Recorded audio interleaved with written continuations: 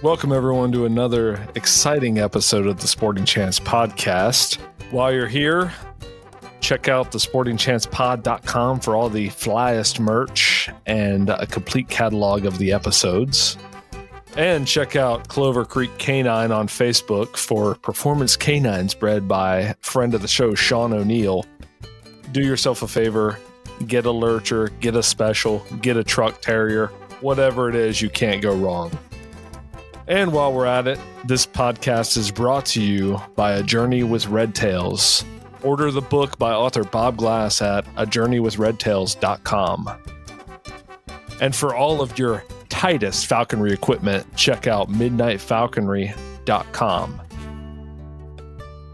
And let's not forget mountainstatefalconrysupply.com for your premier East Coast falconry supply store.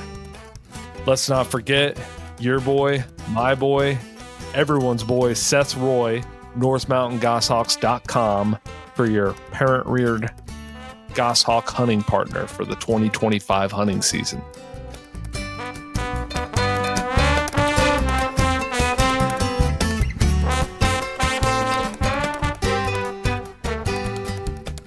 Welcome, everyone, to the Sporting Chance podcast. I'm Aaron Kincaid. And I'm Casey Everett.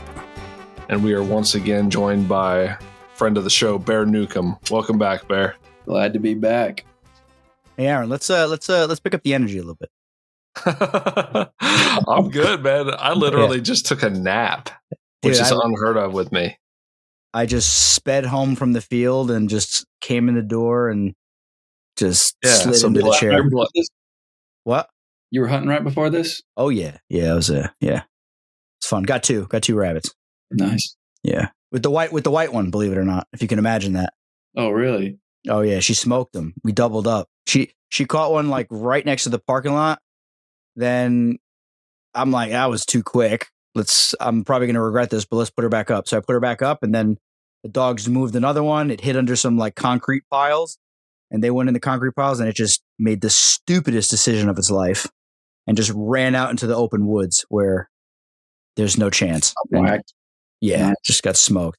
Then I flew the North American that you saw. Well, you saw them both, but and that bird was chasing everything all over the place, didn't catch anything. Which is very unusual for that bird, which was pretty interesting because usually it's the other way around. So, but yeah, it's all good that stuff. Yeah, it's they each have their own little quirks. So, yes, I dusted off this old Harris Hawk that me and my sponsor trapped in Arizona, and I don't know, man. We'll see how that goes. I got to have something to fly to finish the rest of the season. Yeah, pretty tough with like a month left.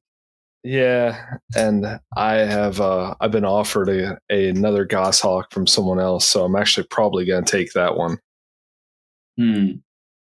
I think you should do it. Yeah. Well, that's currently the plan, but it's like 10 hours away, so I just got to figure out how to get it. I can get it. I'll bring it to the meet. Oh, no, you want it before that, don't you? Yeah, I don't want to fly. I'll hold it for you for a month until the end of the season. You decided to take Casey's goshawk? No. That was for multiple reasons. One is I can't imagine that bird catching anything. But two, I really think for his, like, as a friend of mine, I want him to finish it because I think he'll feel good about, seeing that through. It'd be like me taking your self bow when you're almost done with it. I see. Yeah. I get it. I appreciate that, Aaron, but I was ready to just leave her in the parking lot and drive away. But you were giving me such a hard time at the meet that I'm like, I guess not. I also told him, Bear, that if I took it, it would curse him and his good bird would die. Yeah, it's a possibility. Yeah, your luck. Like that was definitely a concern. Yeah. So for those of you listening who don't know, what we're referring to is at the field meet, Bear got to experience the lowest point that you can ever experience in falconry, and he saw my red tail die. She had a collision with a old rusty fence out in the middle of the woods that shouldn't have been there. while chasing a rabbit and died upon impact. Yeah, that was pretty wild. But what was interesting is, so I don't know if a lot of people know this, but my grandpa used to be a falconer, and he had.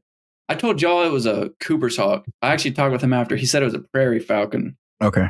He had a prairie falcon that he was flying in Florida, and it was in a tail chase with a duck, and the duck flew between a barbed wire fence, and the prairie falcon hit the fence, and it actually didn't kill it, but he had to put it down, so it died basically the same way. Jeez, yeah, that's rough. Yeah, when you said that he was distraught over a Cooper's hawk, like my initial thought was, well, you can those are kind of no, not that like one bird's more valuable than another, but like you can, Cooper's hawks are kind of common. You can get another. Same with red tails, but if you have a special one, it's different. But Cooper's hawks are not known for being the most emotionally attached birds.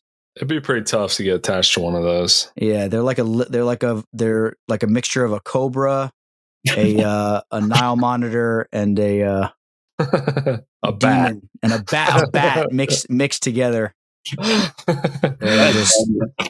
They're just all prairie falcon. Okay, I'm assuming that he traveled out west to get it, and was it an imprint wild bird? Do you know any details? Yeah. I think it was a wild bird that he caught.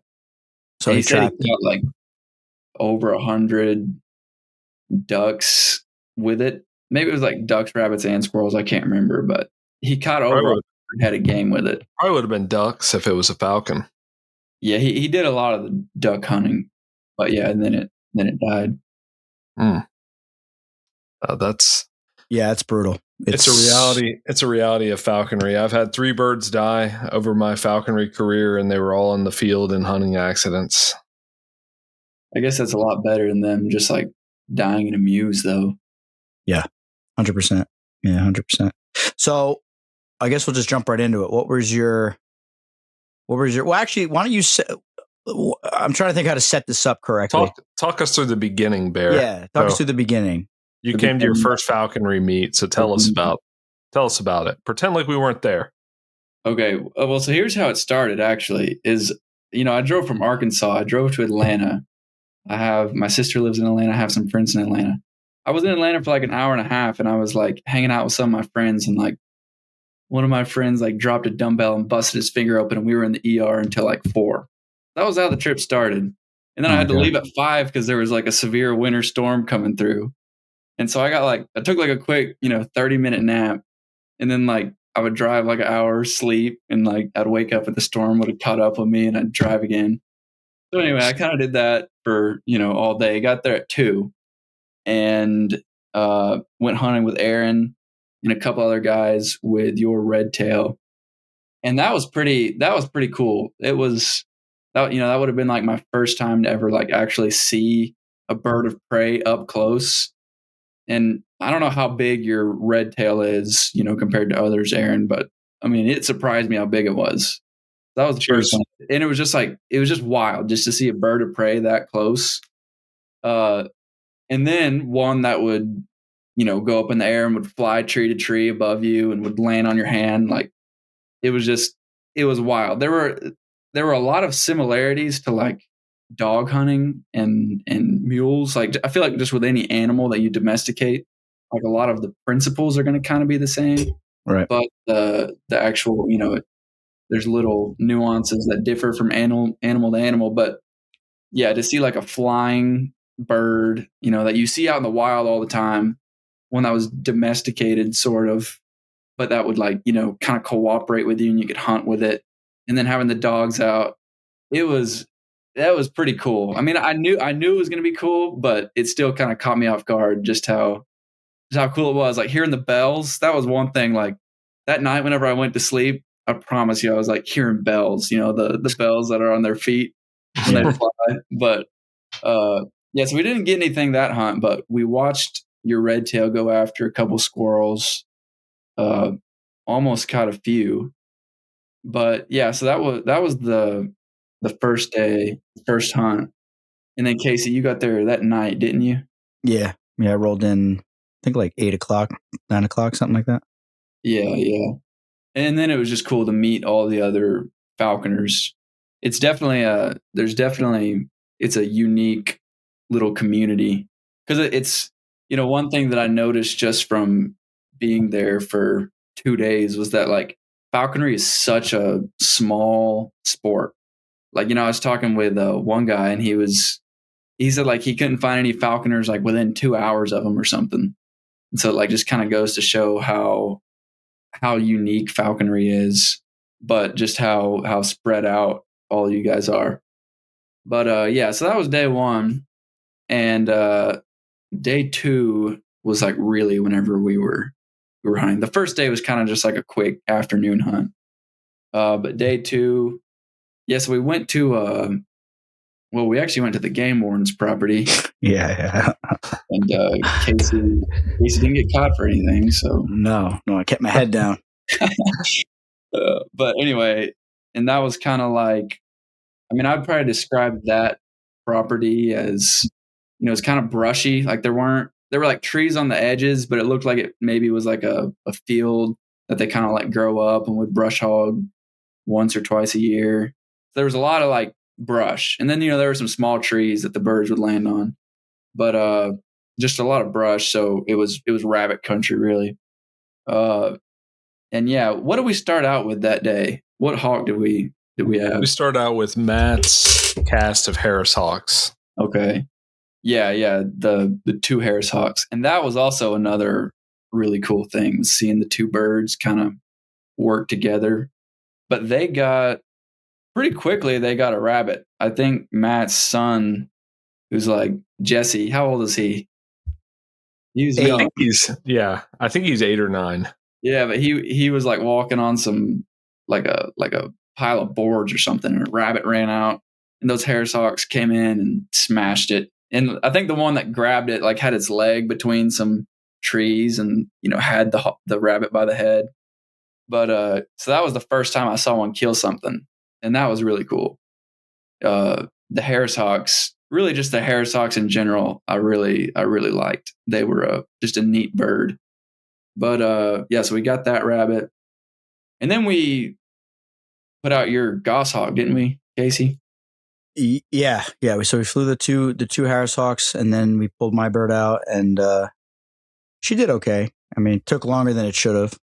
Yeah, and y'all were saying it was kind of tougher hunting, or just like the setup, like it wasn't clear enough in some spots. Oh boy, you opened the door for excuses, Bear. No excuses. Number 1, I think she was heavy. Number 1, and then number 2, there was rabbits flushing literally everywhere. So we had like a lot of rabbits. Yeah. How many people did we have in the field? Like 20 something people. I think there were 33 people out there. Yeah, we had 33 people out there. So is that how many or no? No. There were probably like 10 people. There was not 10 people. There's no way. There's at least maybe 15. Anyway, there's a lot of people, but in this spot is like, a game warden's property. So all the animals are like congregating there. Of course, because no one's going there. And yeah, it was the most rabbits that I've seen pretty much anywhere I've ever been, especially in a spot that small. But you know what? Ben had a really good point. He said the reason they're all here is because it's tough, hard to catch them. Yeah. They were tough, dude. They were tough. Yeah, it was hard. It was hard because the cover was like in certain spots the birds can get through it, and then there was so much like smaller cover around that they knew exact. And he told us that he lets people run beagles there on a regular basis, so the rabbits are used to being chased around that whole section, so they know every little bush to use to strip the things that are chasing them. And I'm not making excuses. She should have caught one like out in the first 5 minutes, but she ended up catching one later on the neighbor's property. It tried to run across the woods, and I was trespassing with the game warden, but he said he'd let me slide on that one. Also, another thing that was interesting, and a lot of us don't know this, but throwing a stick or using a slingshot to throw at a squirrel's nest is illegal, which I didn't know. The whole time, Casey was just like asking the game warden. He was like, "Is this legal? Is this legal? Yeah. If I place my foot on this log, would that be legal? Would this be legal?" Yeah. No. He said it was. Didn't he say it was? It's a gray He area. said it was okay. Yeah, he said he was concerned with shooting a squirrel's nest. He said it's illegal to shoot a squirrel's nest. It's illegal to shoot a squirrel's nest, but then he said that it's a gray area because you can't use a projectile. I would say a slingshot is probably illegal to shoot a nest with. Yeah. But he said it was fine to shake a vine to rattle a squirrel's nest. Yeah, you can do that. But I think launching a stick or a rock up there, I think he said was a gray area. Like, depends who catches you. Yeah. I don't know. So yeah, Casey's bird did very well, having traveled 9 hours to a foreign land with 15, 20 people out in the field, and caught a rabbit reasonably well. Yeah, it was just frustrating because we'd be working one area, we'd try to like formulate a game plan, we'd like tell everybody to freeze, and we try to like, okay, let's make a line, let's get close, and then move, and then the dogs would kick one up like behind us, and then the bird would fly that way, and then somebody in our group would turn around to look and then move their foot, and another one would run that way, and then we'd be yelling, and it was just like the bird at a certain point, like she just started watching them run, and and the Harris Hawks did it too. A couple times they kind of like just like were like, what the heck is going on here? There's just rabbits everywhere. And I have heard that when and I'm not usually in that position to have so much game that my bird shut down, but it is something that can happen where they're just overloaded with slips and they just kind of like have to like take a minute and then they'll chase again. But yeah, I was expecting her to catch a lot sooner than that. But it was good. The sweet spot is like one slip every 5 minutes. Like that's perfect. Yeah. We had probably 5 slips going at one time every couple minutes. Like there was like one would run, then another would run, then this one would run. And then the crazy thing is I kicked a bush and a little like conga line of little baby rabbits ran out of the bush. like smaller than a baseball.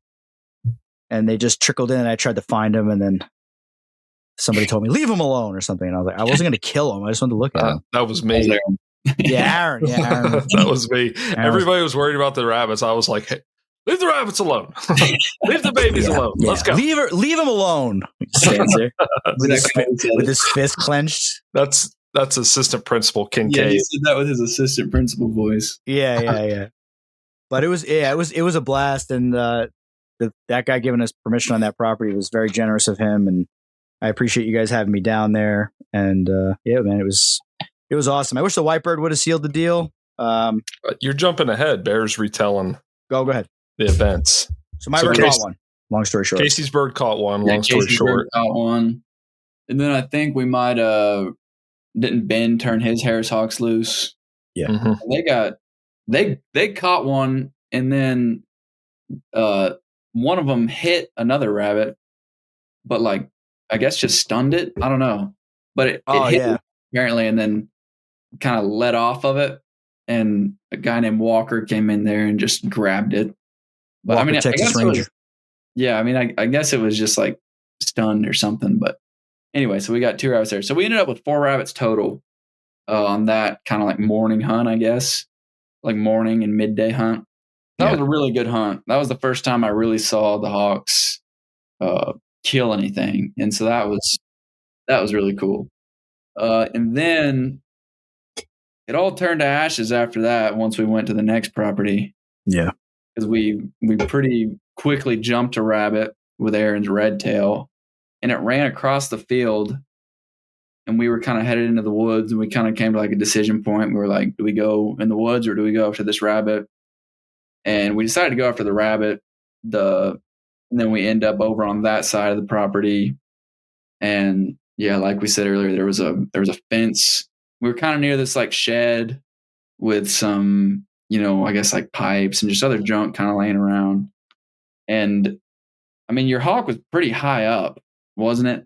Very high, yeah. I think it was a big white oak tree, but it was real high up, and we were all just kind of walking around in this little area with a bunch of piles of junk in it, and someone jumped a rabbit, and it just took off, and you just see the red tail just dive down And I mean, it was going fast. Like by the time it was at the ground, I mean, I guess that would have been like its full speed. I mean, how much faster could it have gone? I think only the height.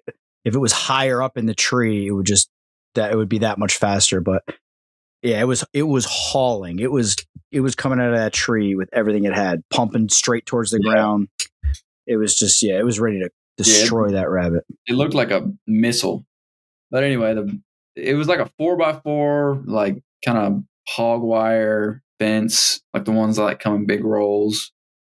And yeah, that rabbit just ran right through that fence right about the time the hawk got to it, and the hawk just hit the fence. Yeah, and you saw everything, Bear, right? You saw the whole thing. Yeah. And then we walked up to it, and it was just, I mean, I think pretty quickly everybody knew it was not a good situation. But I mean, I didn't know, if a hawk would just like bounce off that and be fine. I mean, I could tell it hit the fence, but I really didn't know. But yeah, we walked up there, and it was just laying there pretty clearly dead. But yeah, so that was, I mean, I guess that's just, y'all told me. I mean, that's just part of it. Anything with an animal, that's just kind of the price you pay. It just kind of comes with hunting with an animal. And I mean, like, Aaron, you take great care of your hawks. You hunt them all the time. They really do live a great life. I mean, for that hawk to die out in the field, couple feet from a rabbit is most definitely an honorable way to go. But yeah, so that was pretty rough. Yeah, it's tough one, I'll say this, Casey, it's interesting. I've had birds that I paid thousands of dollars for, and that red tail was free technically because it was a wild trapped red tail. We can trap 2 per year, up to 2 per year. But man, I gotta admit, it's this red tail's death has hit me harder than any of my other birds, including my goshawk. I don't know what it is. It just really just touched the right nerve.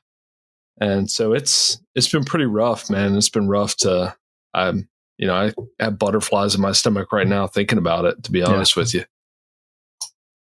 Yeah, it weighs heavy on my mind, and it's tough when you have an audience there too, because you don't really know. I mean, I believe in acting authentically, and I didn't really know what to do. So I just picked her up. And I'll tell you this, Bear, there's always this shred of hope. Everybody has heard of hawks just knocking themselves out, hitting something really hard, and they'll just snap too. So the hope is that you get over there and they're in a daze, and as you're walking back to the car, they snap out of it and you put them back in the box and they're good. But that was not the case this time around. But this happens all day, every day in the wild. Red-tailed hawks are constantly meeting untimely ends, not just falconry birds. We like to think falconry birds have a safer life than a wild hawk, and I really believe they do. But I'm sure wild red-tailed hawks are colliding with fences and stuff all day, every day, and everything else. Windows, vehicles. It's just gonna happen. It's just it will happen eventually, and the longer you're in the field, it's gonna happen. It will eventually. That's the problem. Casey had a good point about his North American, for instance. She's going to die in the field one day. I hope she does. Yeah. She will. Yeah, I'm sure. I mean, I would imagine she would, unless it's during the summer and she gets sick. I hope she doesn't get sick and die. I would rather her smash something that I didn't see. I'm very much paranoid about that, and I'm constantly looking at stuff. And I saw a fence today buried in some goldenrod, and Ginger's pushing the rabbit around in circles, and I'm like, it's there. What am I going to do? And I kind of stood in front of it and kind of was cheering the dogs on with my voice to try to deter the rabbit from trying to use that fence in some way. And it could happen anywhere. You know what I mean? It could happen pretty much anywhere. But I'll tell you, the outpouring of support for me has been humbling. I mean, obviously you guys being friends of mine were all just super good to me. But, when we got back, people that I don't really have much of a relationship with give me a hug, telling me they're sorry, give me words of encouragement. And then afterwards, when word got out amongst the community, we got people offering me birds, just showing immense kindness towards me, and I appreciate it. It's good. Our community can be rough sometimes, but in situations like this, you'd hope that people do the right thing, and because it hurts, and especially people that have had it happen, it hurts. Yeah. And we had mentioned this earlier when we were talking on a previous episode since we saw you last, Bear. We kind of realized we're building a community around the podcast. And you saw that on afterwards on Friday night or Saturday night. Yeah. Everybody's dripped out wearing the gear. Yeah, it was fun. Nice. I see you rocking it right now too. Yeah. We're just trying to just do something different. Just get people involved in. My goal is to kind of get the Falconers, which are essentially, as I forgot who said this, but it's great and it's spot on. Kirk said it. They're the fly fishermen of the hunting world. And they think they're better. There's a tendency to think you're better than everybody else, and you're holier than thou. So and I saw that when Kirk Price, when he said that, I was like, dude, that's spot on, dude. That's so spot on. They think they're like organic and stuff, and they're like, I can't believe you'd shoot a bear. Meanwhile, their bird is ripping the guts out of a rabbit, screaming for its life on the ground. So there's a lot of that in our community. So that's why we interview a ton of falconers, but we also make a very conscious effort to interview like cool other hunters like yourself, Bear. Just to we're like gathering the falconry audience and then letting them see other points of view and other hunting techniques to kind of show them that we're all on the same team. And, as your dad says, guarding the gate, we got to protect each other and support each other and in our hunting endeavors, as long as they're legal and ethical. So, yep. I changed my bio on Instagram to outdoorsman. I got rid of the falconer part because I'm trying to do less falconry. I'm trying to be less, closed off and so exclusive to one thing because I enjoy so much more than that. Your background picture to you with the beaver. Oh, that was on Facebook. But what's on Instagram? It has been for a while. My red tail with a rabbit and me holding a dachshund, which that was an awesome flight too. She flew. It was similar actually to what you guys saw where she died, but there was no fence there. That rabbit had no fence to hide behind, so she just railroaded him out in the middle of a briar patch. Yeah, there's no. I said this a bunch of times, but there's no situation that bird didn't hurt itself hitting that fence. I mean, it was going so fast with all that weight and probably cocked back, ready to just smash those feet into that rabbit. It's just, Yeah, and as far as they know, a rusty old fence is just brush or especially little limbs. Especially a red tail. They don't know. They don't know what it is. They don't care what it is. And that's the beauty of red tail. So is that they'll just punch a hole right through that brush to get to the rabbit. That's what's one of their techniques. Bear asked me what if I have plans for another bird. I'm getting another red tail. Are you gonna trap it? When the season starts, I'm gonna trap another red tail. But I'm gonna look for one like this bird, a nice big calm one. And I'm gonna tap into my friends and get all hands on deck to keep an eye out for a particularly nice one. Yeah. I'll keep my eyes out. And then I always want to fly two birds, and that's funny. That's the cruel irony of this whole thing is I was flying two birds. I got the necropsy back on my goshawk today, Casey. It was internal. She had internal damage, and there was puncture marks in the abdomen. From what? Like a We bite? can only guess, but it could have. The vet said that he feels like it's conducive with another like another raptor. bird grabbed its stomach and ruptured something in there, and then by the time you guys got there, it took off and just nobody noticed it. Mm-hmm. So oh Dang. gosh. Well, that can happen. I've heard plenty of stories of two birds fighting, because our birds will catch, red tails, owls, all kinds of stuff on mistake, and then you just get them apart and let the wild bird go. But then you'll hear stories of 3 days later, the thing's got like a punctured air sac or internal bleeding or an infection, and you just never notice it because of all the feathers, and then you start seeing symptoms. Do you think it was something that happened? It was so abrupt, though. You said she was flying, she was normal, and then all of a sudden She was hunting, she was doing great, and then she takes off after a squirrel. She leaves my eyes, and by the time I get there, she's crumpled up on the forest floor. So maybe like a great horned owl smacked her, mid-flight or something. And then as we're running up, it takes off before it even goes down on the ground with her. Who knows? We can only guess, but anyway, the cruel irony of all this is I was hunting two birds because I knew something could happen. And then when my goshawk died, I was like, crushed, heartbroken. But I had the comfort of having another really great bird. And then just like 3 weeks later, she dies of another horrific accident in the field. So I'm going to have two more birds, but it's going to suck because I'm going to be training two birds. Yeah. But anyway, Dang. enough about me. Thank you for coming to my little therapy session. All right. So Bear, we put my red tail up. Okay, and then we turn loose Casey's. What was the white dumbest goshawk? creature on the face of the earth? No, it's a 3/4 Siberian goshawk, 1/4 Finnish goshawk from Finland.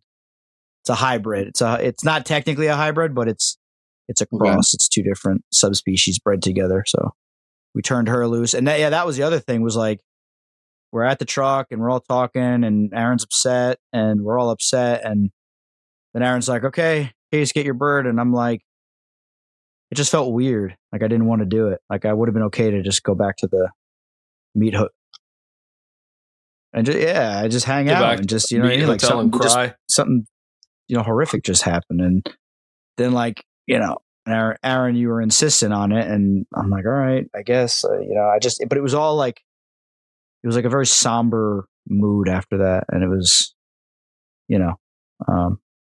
it was just a very, it's just part of the sport, but it's just a very tragic situation. I mean, it could happen anytime. It could have happened to me today. I mean, there was rebar coming out of the bird was chasing rabbits around like these piles of cement, and there's like rebar sticking out of it, and to the bird that just looks like a little stick, but if she hits it, it's just going to stab into her. So I was looking at that. I was looking at the fence all the way across the parking lot, like if a rabbit made a break for it. I'm looking for power lines. There was no power lines there, but there was like a fence around a baseball field and cover right next to it, and like those rabbits are going to try to use that fence somehow. So it's like, what do? I don't hit the patch. It's not a little patch either. It's a significant area with a lot of rabbits. So like, what am I going to do? Just keep driving and just not hit it? And we're limited on locations where I live. So we flew the white anyway. So we flew the white bird, took her out, flew her. I was telling everybody that she's going to be a disaster, and she actually did pretty good. She actually followed us for a while. She took off a little bit. That's her little thing, to just not out of fear or anything. She just takes off, flies around, lands, screams all the way back in the woods, and then just eventually just flies back over and hangs out with us. So yeah, it was an interesting hunt. There were two non-game species that we encountered. Tell us about those. Yeah, we had quite the hunt after that, really. I mean, we had a couple squirrel and rabbit encounters, but really the highlight was the dogs got down in this hole and were, after something, and I kind of got a whiff of something. I was like, what is that? And then Mike goes, oh, dude, that's a skunk. There's a skunk in there. And immediately, like, out of all the holes, like, just skunk smell just erupted. I mean, like, it was potent. And the dogs were just down in this hole. So I don't know. I think most of us just kind of scattered, but you had to get the dogs, Casey. And I don't know. Did you, Aaron? Were you in there? Oh yeah, of course. Yeah, you know Aaron's- whose he took dog the got skunked? it looked like it was smelled like a yours? full blast. 'Cause course. that smell was lingering with us, and it was just Aaron's dog. I was like yelling at the dog to get away from me. I'm like, get away from me. Oh yeah, we like awful smell. We'll smell it. She was Anyway, doing the thing where she would like put her face down in the leaves and her butt up in the air and A like seal. slide through the leaves like a Or an I don't otter. know. Yeah, like a seal.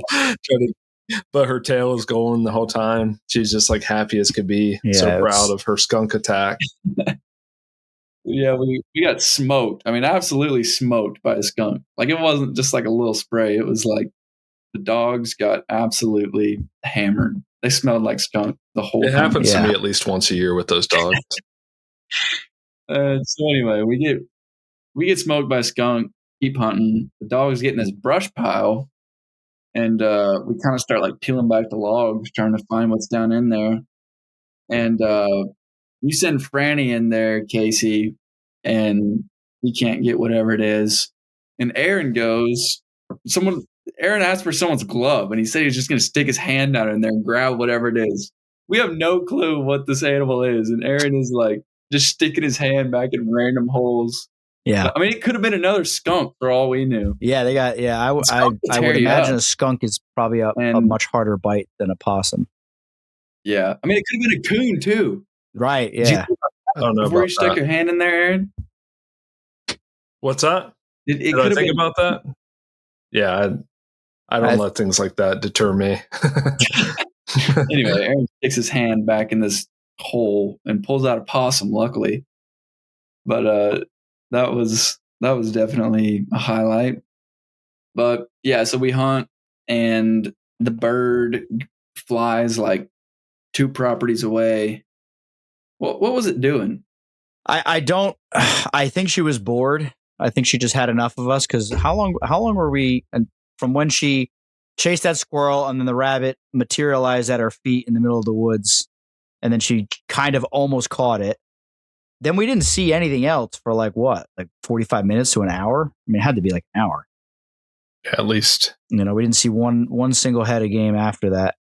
And then we're working back towards the vehicles, and there's like a road out there, and somebody kicked up a deer, and a couple people saw it, and the deer ran across the road and then like running parallel with the road, like down into a property, and she just took off straight after it, and I saw her just whack it in the head, like in the ears. I saw the ears go like that, and she just smacked it. I mean, I've seen some of my younger birds, like when they're new, they'll chase a deer like it's a rabbit because the tail and it's far away and it looks like a little rabbit from far, and then they'll hit it or they'll pull off. But That's crazy. and then after that, I think she was just goshawks have a tendency, like after a slip and a miss, sometimes they can get a little pissy.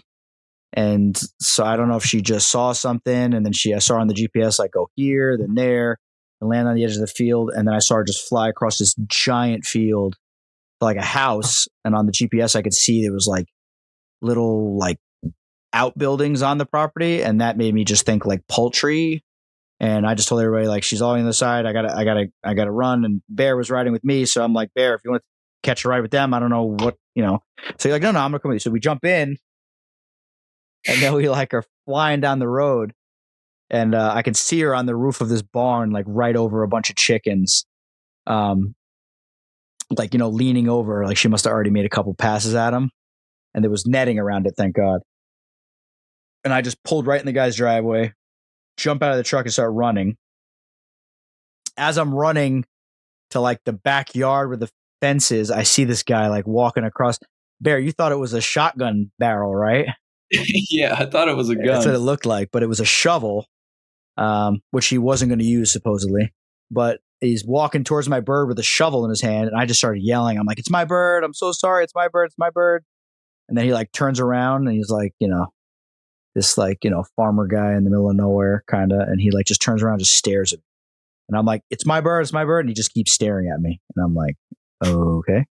And then I took like a big chunk of like rabbit leg and some meat and just kind of chucked it up in the air. And then took her a second, but she came over his head and landed on the ground. I picked her up, let her eat, and then I apologized profusely and told them, if there's any damage to any chickens, let me know. I'll stay and settle up with you if there's any issues. And there's all netting around. His wife's like running around with her like boots on, like trying to like close stuff. And it was it could have been a lot worse because if we hung out and waited and I was like, oh, she'll come back, that guy would have smacked her with that shovel for sure. Handled that pretty well. Yeah, I've been in that situation before, Bear. So it's when you get a bird of prey and you're flying it anywhere near any type of civilian areas, and there's a chance there could be poultry around or anything like that. Like you'll end up in that situation because they'll see it from a mile away, literally, and just go over there and try to get them. So you got to be ready. But it worked out. Got her back. There was a little bit of daylight left, and I was kind of like really itching to keep going, but everybody was kind of done at that point. So I was like, all right, let's go. Let's just go home. And that was that was it. It's a great day. Yeah. Other than Aaron's bird. I mean, that was, but Mike had the comment. He was like, even in spite of your bird dying, it was still like an awesome weekend. Yeah, it was. So we all had a blast. Yeah. Casey, you weren't there for day 2 because you left at 4 a.m. 3:30. Yeah, 3:30. Excuse me. Yeah, we went out that day. Yeah, I was very jealous, but I had to get home. That was the agreement that I had with my wife, is to get home early. So Bear, walk us through day 2.5, day 3, however you want. Yeah. Well, that day we started out the morning kind of like around the camp because Aaron and I were going to cut down but everybody has these like ironwood sticks. It's called ironwood. And I was looking at it and was like, maybe I can make a bow out of that. I mean, you'd think with a name like ironwood, it might make a good bow. I've never heard of anyone making it out of it. So it's probably terrible. This is probably a terrible idea, but we decided to go cut down a piece anyway, and I'm going to try it. So we hung around camp that morning. We were hunting with Aaron's apprentice, and we were on some squirrels. We actually almost caught a couple, but never ended up sealing the deal. But we got a big ironwood log. I threw that in the back of my truck, and then we drove to the other group, and we were hunting this I guess it was a power line strip, but it just was kind of grown up, had fields on both sides of it. And there was just like a strip that was grown up. So it was really good rabbit country. But we were hunting with Matt's Harris hawks, and they would go up and they'd like fly on the power line. It was actually Ben's birds. Oh, was it? When we got there, Ben pulled his birds out. Okay. Matt got his out at the end. Right. Yeah, but they're all Harris hawks. Yeah, they'd flap on the power line, and then that place was also full of rabbits. There were quite a few there, and we killed a couple, and then Matt turned his birds loose at the end, and they caught a rat, didn't they? No, Ben's. They might have caught one too. So, did Ben's birds catch 2 rabbits or 1? I can't remember. I know there was a really good flight. This rabbit ran on the edge, and Rosa, the wild caught Harris hawk, she nailed it right on the edge. And that was where assistant principal Kincaid came out yelling at everybody to stay back because everybody was charging in to see it. But she'll jump off of it if everybody runs in and spooks her. Yeah, so that's why I was yelling at everybody. And but eventually, yeah, his Ben's little male caught a rat, hispid cotton rat is what it's called. Hispid, is that so? That's different from the ones that are like in DC that we kill with dogs. Yeah, those were Norwegian rats. This is a little native hispid cotton rat. So I ran in and stopped it from eating it. And with Harris hawks, Bear, you don't have to really be gentle and nuanced and elegant when you're exchanging what they caught for something else. You could just yank it from them. Because that's what they do to each other in the wild. Really? Harris hawks being the social species. Yeah. When I was out in Arizona, we were watching some families of Harris hawks, and they catch something, and the females just come in and kick the males off and take it. Yeah. And they're all fine with it. It's like, yeah, they're like, well, that's life. What do you do? Move on and catch something else. But those birds out there, man, they just fly around and annihilate stuff. We were watching this family, and out in the Southwest, there's a lot of like block privacy fences in people's yards, like a block wall that's like 8 feet tall. We watched these rabbits go down in somebody's backyard. These hawks, they go down in somebody's backyard, and we're watching them. We can't see them, but we're trying to trap one, so we're keeping tabs on them. And then we hear a rabbit squealing in their backyard, and then we see like 4 or 5 more Harris hawks go down.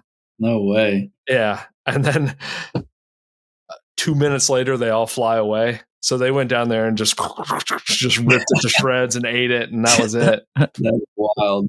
So they probably go around out in the Southwest and catch like 10, 20 things a day between the whole family unit. Dang.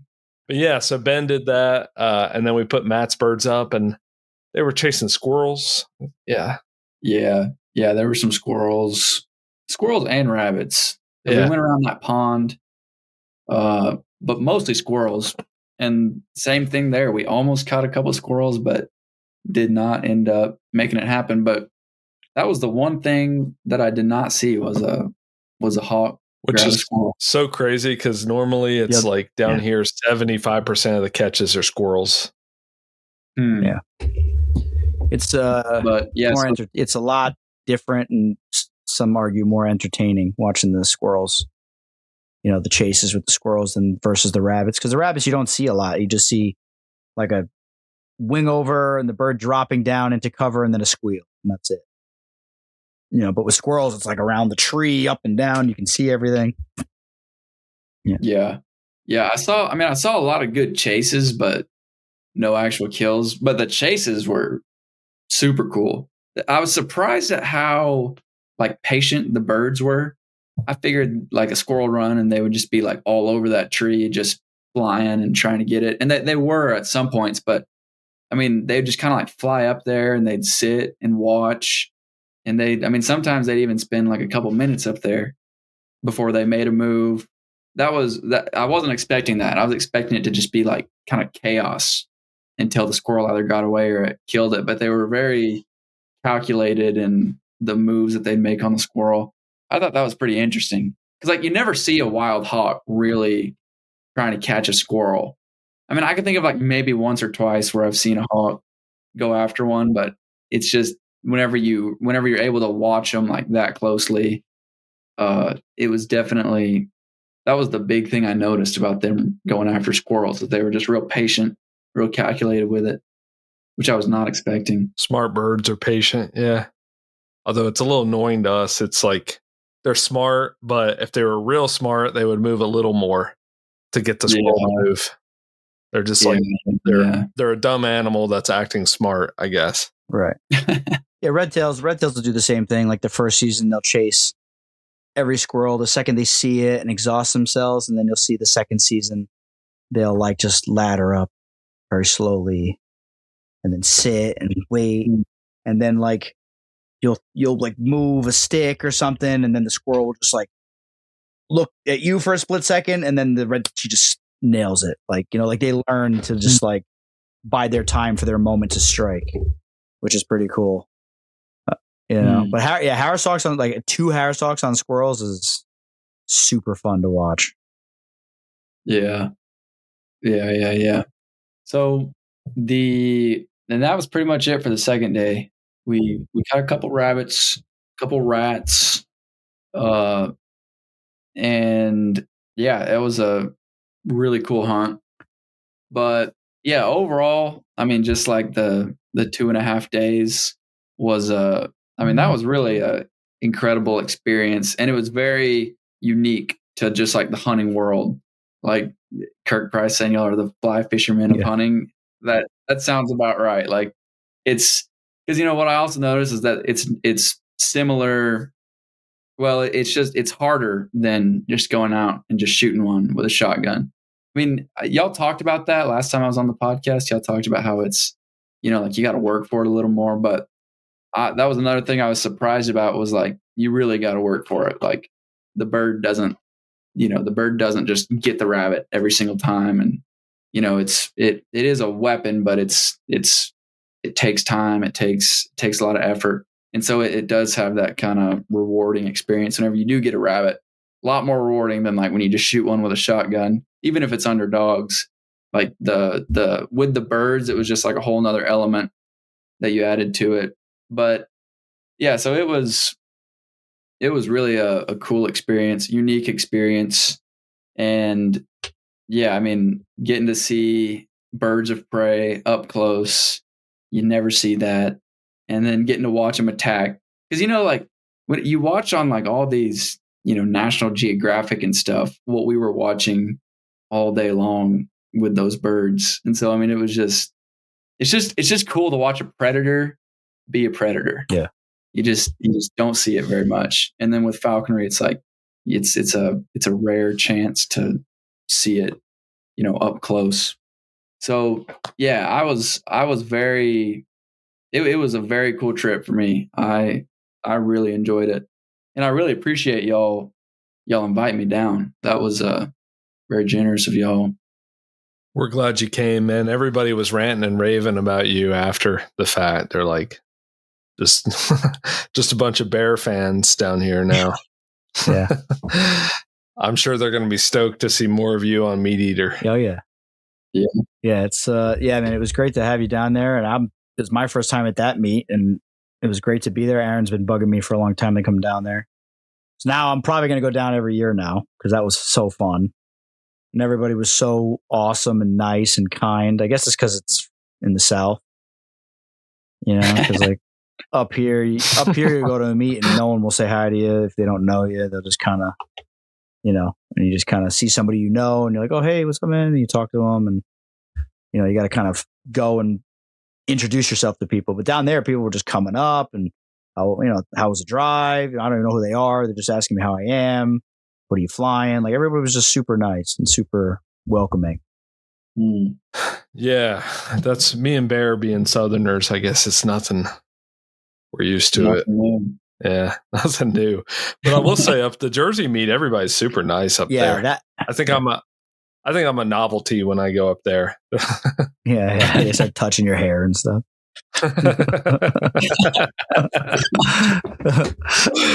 Oh man, yeah, that's so.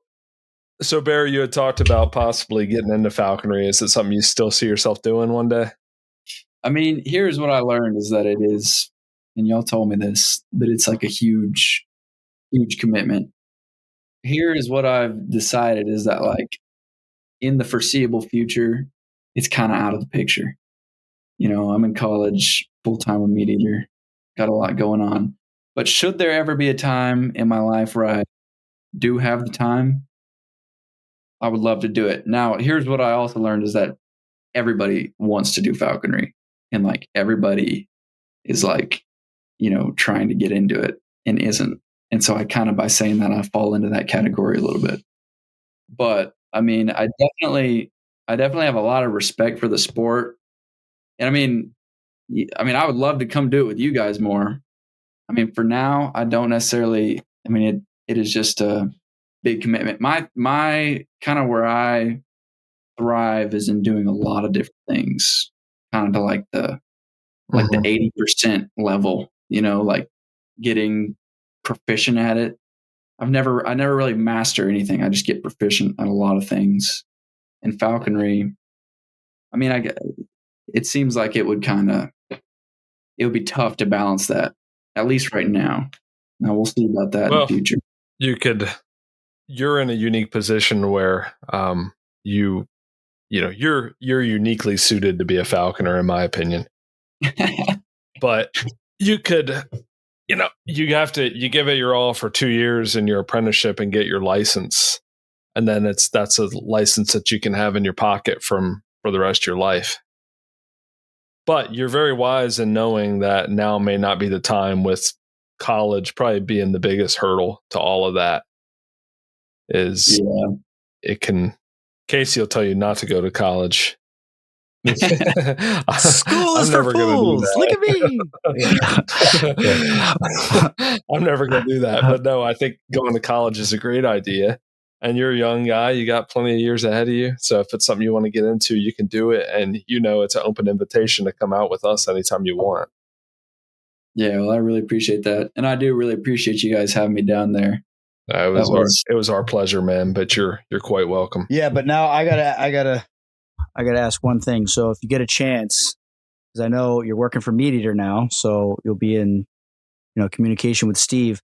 So when Steve starts saying that we're a bunch of Dungeons and Dragons enthusiasts or D&D or Dungeons and Dragons, whatever, LARPers or whatever he called us that one time. I think he said that to gauge the audience. To be honest, I think he said that to see how many people would write in, how much. What did you just immediately? I was like, actually, no, I definitely sent a message just like everybody else, but did you get that vibe from us that were like dudes that wear capes and like, hello, my lord, like not from y'all. No. I would definitely say that y'all are the real deal. Y'all are there to hunt. Y'all are woodsmen. I mean, I can kind of maybe understand where Steve was coming at for like I get where Steve's coming from 110%. But I mean, I think like at least the group that I was with, which would have been, y'all's group, y'all were all, the real deal woodsmen, falconers, hunters. And yeah, I did not get that impression from y'all at all. So yeah, I'll put in a good word. Yeah, so you'll stand up for us when he's probably going to ask, "Oh, how was that?" And then you could say, "No, actually, they didn't have any capes or pointy shoes or no capes." Yeah, no. I mean, there's some capes. There's some nerds out there in our community for sure. But I think for the majority of us, we're just out there to hunt, just like everybody else. I think that they should outlaw falconry. They should ban it, make it illegal. God. So only the real G's will do it. I'm not going to say that publicly, but yeah. Yeah. So Bear, I got a question for you, a selfish question. What'd you think about the dogs? You were surrounded by an interesting little breed of hunting dog all weekend. Yep. Yeah, the dogs were interesting. They were slower than I thought they would be. But they are. All right, never mind. Next question. I'm joking. I'll explain that is actually kind of useful, so that way they aren't always like catching up with the rabbits and beating the hawk off of it. I was impressed with their, they really can get down in those holes and dig around. Like they're small. And Franny was, I don't know much about those dogs, but I could tell that Franny is like a huge asset because she's like half the size of all the other dogs. Teddy, she'll just get the legendary Teddy Moritz calls Franny the $1 million dog. Yeah, that was interesting. The like seeing her work. She's just like so tiny. Like she's like as big as a rabbit. Pretty much, yeah. I mean, yeah. She would just get down in those holes, and like you'd pull off all the other dogs, which are still small, and you'd put Franny in there. She definitely seemed to be like a huge asset. But yeah, I thought it was pretty cool the way that you guys kind of work with the dogs and the birds, having like both elements of that. I mean, it's kind of like, it reminds me of like hunting with mules and squirrel dogs. It's like each animal's kind of playing its role. Mm-hmm. And, but yeah, the dogs were a very neat element, and they were useful. I mean, like that brush is thick, and they would just get in there and flush out the rabbits, and we wouldn't really have to go in there. So yeah, the utilizing the dogs and the falcons to kind of work together is a super neat dynamic. Yeah, some say the coolest.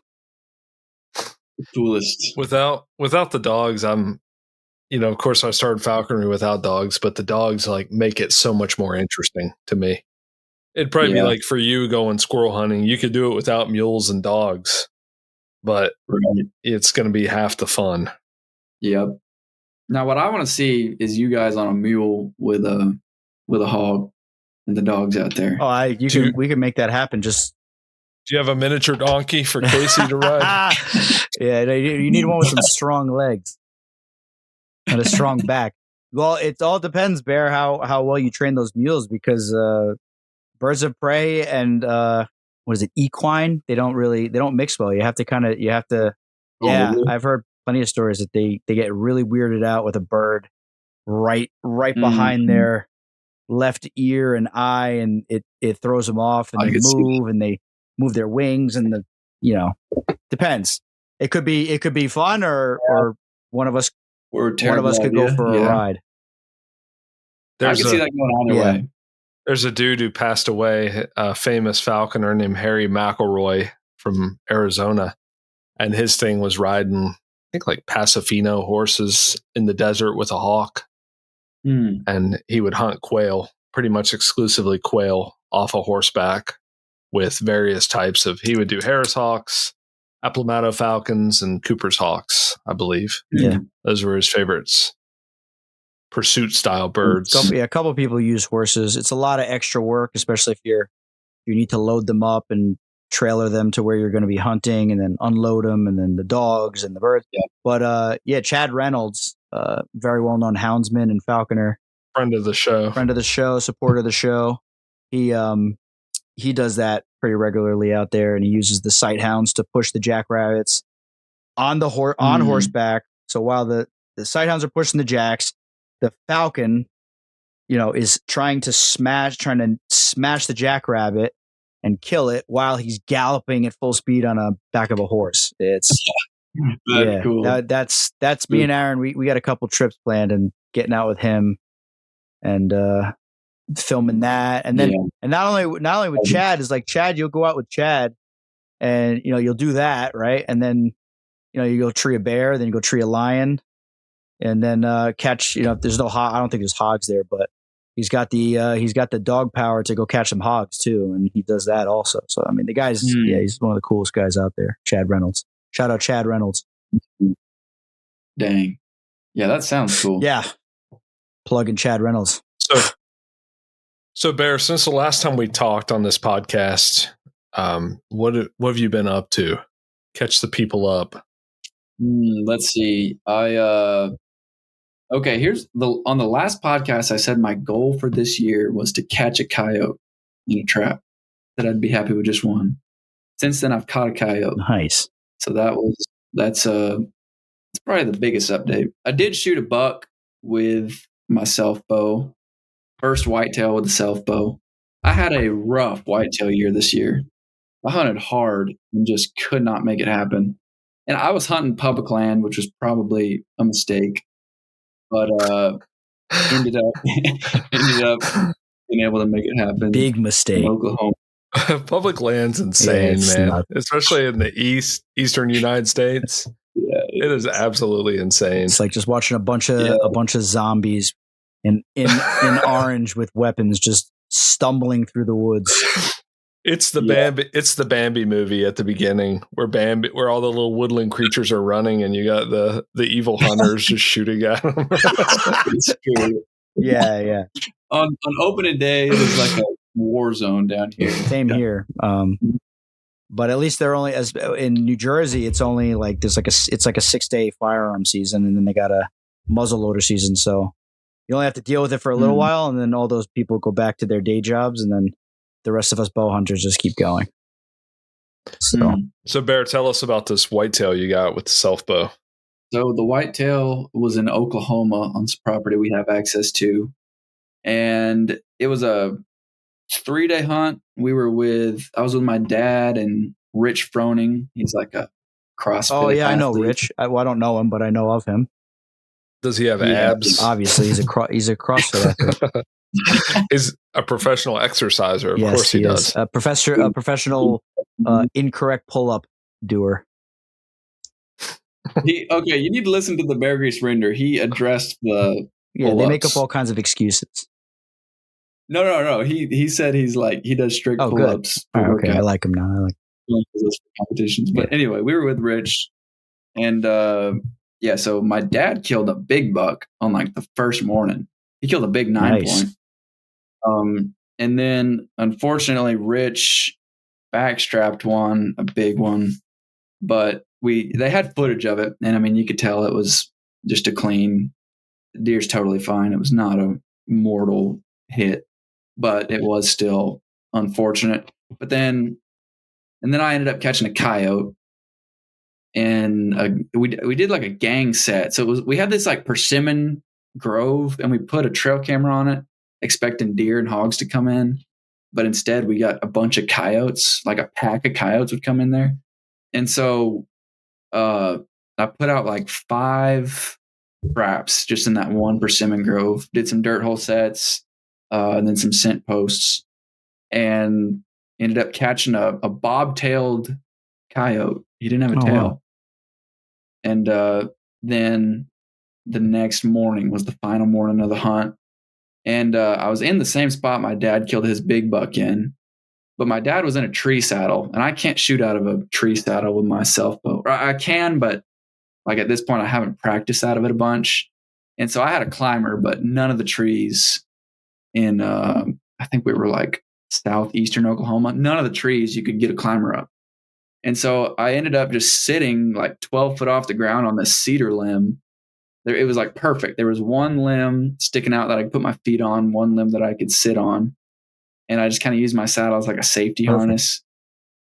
Anyway, so I climbed up there, and about 8:30, I had some bucks, 3 bucks come in behind me walking down this little road.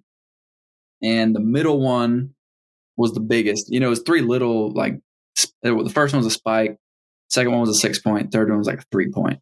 But I mean, with that self bow, and then especially after the year I've had, I was just trying to get a deer down. And in this area, the deer are doing incredibly well. There are quite a few deer, and so I decided I was gonna shoot a little buck if I saw one. And sure enough, the 6 point comes by, and I limited myself to 10 yards too. I was like, anything outside of 10 yards, I'm not shooting.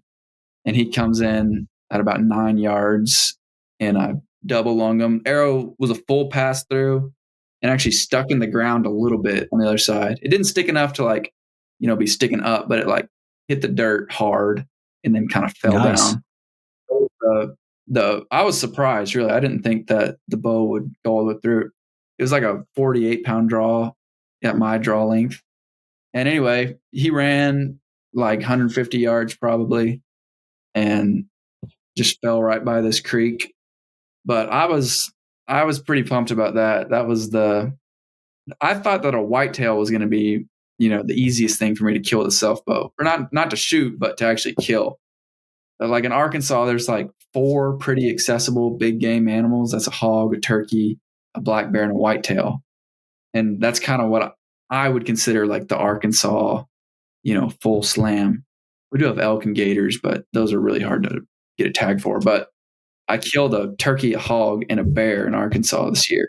And I was like, the whitetail will be the easiest part of that. And then I didn't kill a whitetail all year. I didn't kill the deer until like the 4th day of 2025 or whatever. But anyway, so I was very excited to have killed that, and to have just made a good clean shot on him with the self bow. That's always a success. Yeah. I've been shooting a lot just to really get dialed in. And so to just make a good shot, just to do what I do whenever I practice every single time was very rewarding. Yeah. Oh yeah. Yeah. And the fact that that's the bow you made, right? Yep. Copperhead. Doesn't get any cooler than that. Really does not get any cooler than that. What's the lifespan on a bow like that, Bear? It kind of depends. Like, you really don't know, but if it's well built, you can get, 5 years out of it. Maybe if you're shooting it a lot. I shoot mine a ton, so I'll probably max get like 5 years out of it. But I mean, I know some guys who like can just shoot pretty good, and their shooting is pretty low maintenance, and they'll have a bow that's like 30 years old that they'll still be shooting. Now they're not shooting it like, 3,000 shots a year with it, but they still hunt with it. And so they're shooting it some. So if it's well built, they can last a lifetime, really. The snaky bows, like the one that I'm shooting, they have a shorter lifespan just because the kind of the mechanics of it. They just don't end up lasting as long. They take more set.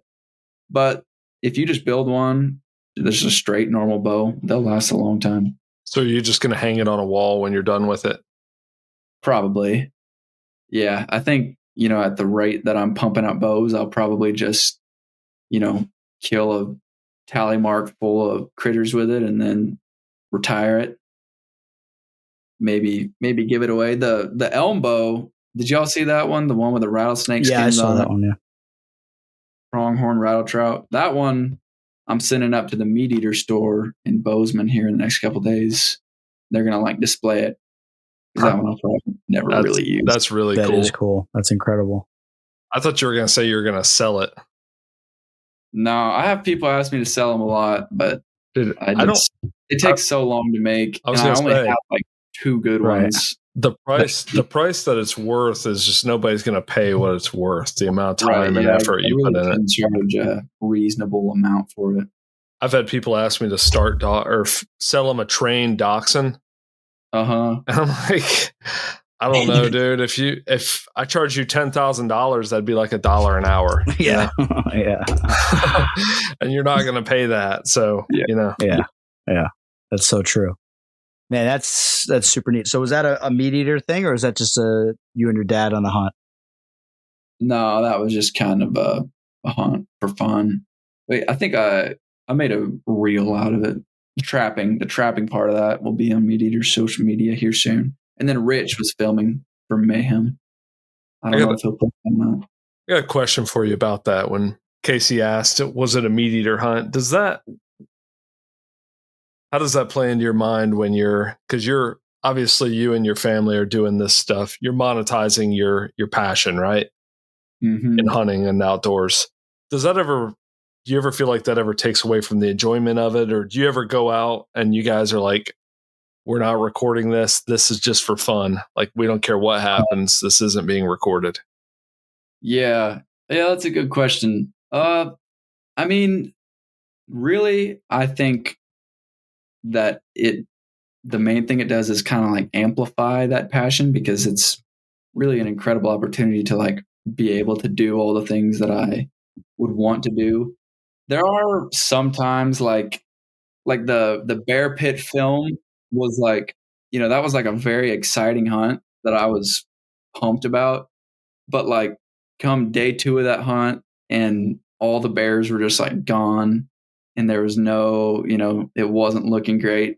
It kind of started to get a little bit stressful, got to kill a bear, and that's just kind of the aspect that filming it adds, because it's a pretty big commitment to film it, to get the camera guys out there and to pay for everything. So success is definitely, it can be a little bit, at least in the few real big hunts that I've done with Meat Eater, there kind of comes a point where it's all right, we just gotta get this done. But we do, I mean, my dad and I hunt all the time and don't post anything about it. I hunt almost during deer season. I hunt almost every day, deer hunting. My dad does too. We got this access to this property in Oklahoma. It's a really good property, and he's been going out there all the time and not really doing anything with, not really making any content with it. So does that answer your question? Yeah. Yeah, it does. Yeah. So it's a double-edged sword, I guess, good and bad, depending on the hunt, right?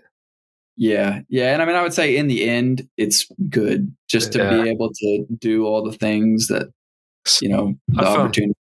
I found with falconry, I'm real bad about recording my falconry. Bad in the sense that I don't do it very much and I don't do a good job of it. And sometimes I'm just I just want to experience this. I don't want to worry about recording it. I just want to be here to experience it.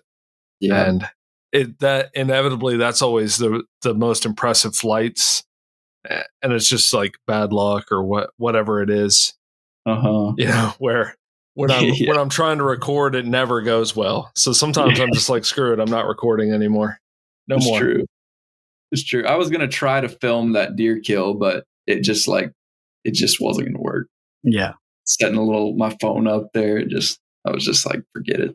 Yeah. I'll shoot it. It's too much at a certain point. It's and the worst is like we were talking about this, like watching like, hunts and stuff. And meat deer's not really like that, but like the old school like outdoor channel, like whitetail, and like there's like this buck of a lifetime that I like any normal person that's watching that show would kill to get the chance at.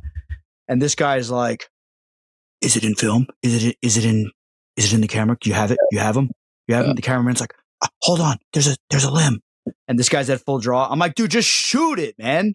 Like, you know what I mean? It's like, yeah. He's like worried about it being in frame. I'm like, dude, it's just, so yeah, it's rough. And yeah, it's interesting, but it's like you said, it's 100% a net positive. Man. Like, you could either do that or you could be slinging pipe like me and dealing with entitled wealthy customers, or working in an office somewhere, shuffling papers around and just dreaming of being in the woods, or you could be in the woods and have a little stress of trying to get a kill on film. It's true. Yeah, it could be a lot worse. It could be. Bear, I think you are, I'm sure you've heard this before, but I sincerely mean this from the bottom of my heart. I think you got a bright future in this. And that I'm so happy to know that such a good dude has this opportunity and this platform to show what you're doing. Well, I really appreciate it. 100%. I echo that 100%. Yeah. Yeah. Even like getting you on the show, I'm like, dude, this guy does everything.